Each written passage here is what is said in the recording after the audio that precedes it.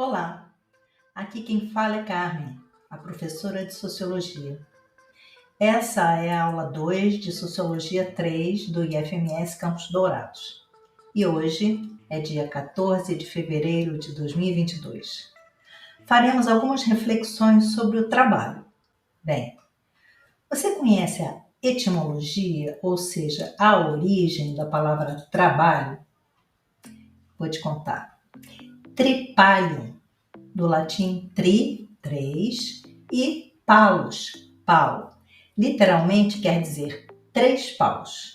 E era um instrumento romano de tortura, uma espécie de tripé formado por três estacas cravadas no chão na forma de uma pirâmide. Daí derivou-se o verbo tripaliare, que significava inicialmente torturar alguém no tripalho. No sentido original, o trabalhador, entre aspas, seria um carrasco e não a vítima, como atualmente. Essa origem não foi nada agradável. Você sabia que na antiguidade, na Grécia do século IV a.C., quem era valorizado era quem não trabalhava? Pois é.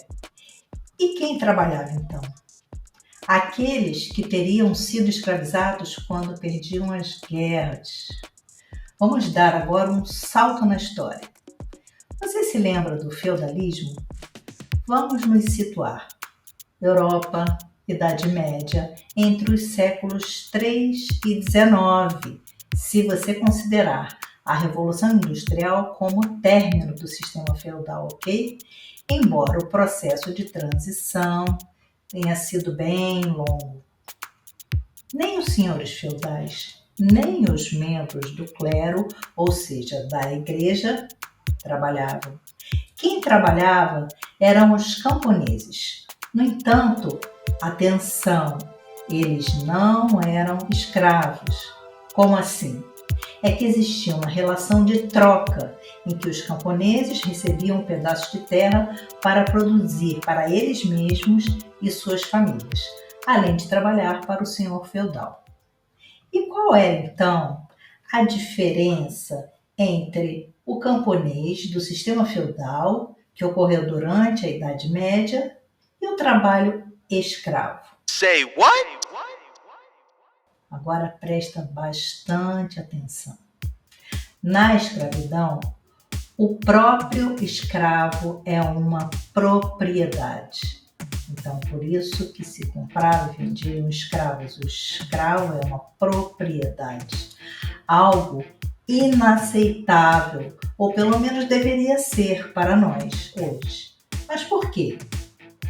Porque a liberdade é o bem mais precioso para nós. Não a liberdade total, porque isso não existe, é impossível, mas a liberdade de pertencermos a nós mesmos. Essa é essencial. E o que acontece quando surge o capitalismo? Aí, o trabalhador irá vender a sua força de trabalho em troca de um salário. É o surgimento do homem livre, porque não é mais escravo, assalariado. O salário é, portanto, o preço da força de trabalho. E com o salário, o trabalhador deveria ser capaz de viver dignamente. Para Karl Marx, o trabalho é algo bem mais profundo. O trabalho é definido por ele como atividade por meio da qual o ser humano emprega seu tempo e energia para sua própria subsistência. Então, se eu moro no campo e vivo de minha produção, isso é trabalho. Mas podemos, a partir desse mesmo conceito de Marx, ampliar para todas as profissões. Algumas questões importantes. Atenção, meninas! O amor é lindo, mas ao tornar-se maior de idade, se alguém te proíbe de trabalhar, abra teu olho. Como assim? Independência financeira quer dizer liberdade. Você pode escolher não trabalhar, mas tem que prestar atenção ao risco que está correndo. Porque se for abandonada depois de 10 anos, como você vai fazer para sobreviver? Mulheres e meninas ao redor do mundo dedicam 12,5 bilhões de horas todos os dias ao trabalho de cuidado não remunerado. Uma contribuição de pelo menos 10,8 trilhões por ano à economia global. Isso dá mais de 3 vezes o valor da indústria de tecnologia do mundo.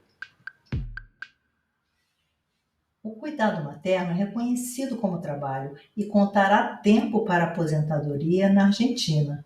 Isso ficou decidido ano passado. Além disso, as mulheres e meninas são responsáveis por mais de 3/4 do cuidado não remunerado realizado no mundo e representam 2/3 da força de trabalho envolvida em atividades de cuidado remuneradas. Com isso, o trabalho de cuidado não remunerado e mal pago é praticamente invisível. Ele perpetua a desigualdade econômica e de gênero e é perpetuado por ela. Por isso, o trabalho de cuidado é uma importante questão econômica. Você sabe o que é o ECA?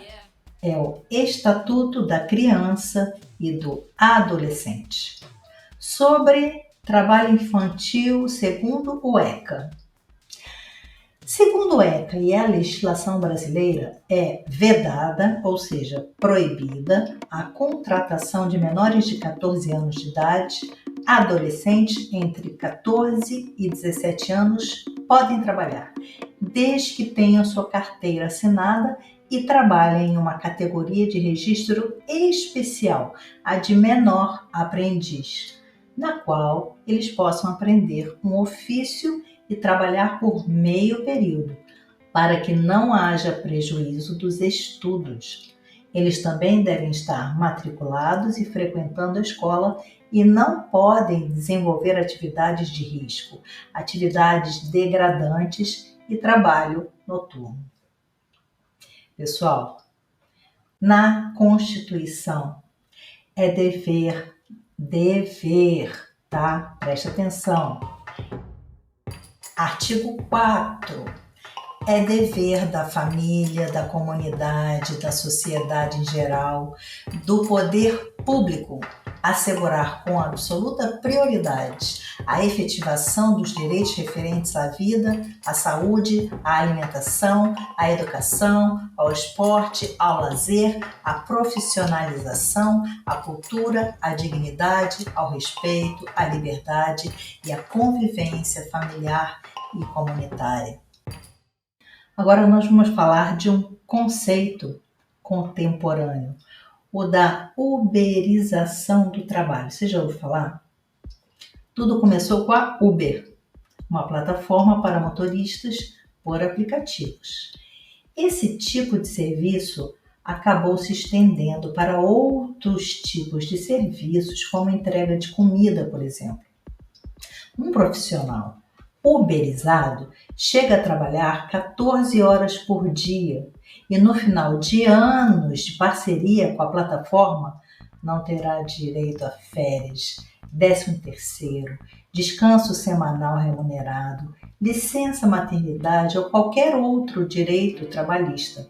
Também não possuirá a característica de contribuinte previdenciário, salvo se optar por ser contribuinte previdenciário individual, gerando assim o risco material de perder sua renda em caso de incapacidade laboral, ou seja, de não conseguir mais trabalhar. Aparentemente, tem-se clara em trabalhos uberizados uma relação de trabalho, uma vez que a plataforma controla a liberdade de escolha da clientela, o destino, o tempo de execução do serviço, as penalidades pelo serviço mal prestado e o valor da corrida. No entanto, não há nenhuma contraprestação da plataforma em relação aos direitos trabalhistas, que, em tese, para qualquer relação semelhante em outro contexto, teriam sido preservados. Bem, pessoal, nesta aula falei de trabalho, a origem da palavra, os tipos de relações de trabalho, alguns conceitos e questões importantes. É claro que eu não falei tudo, nem poderia, né? Alguns aspectos. Nunca se esqueça dos seus direitos e suas obrigações também. Transformar a vida coletiva para melhor é um trabalho de todos nós. Abraços e até mais.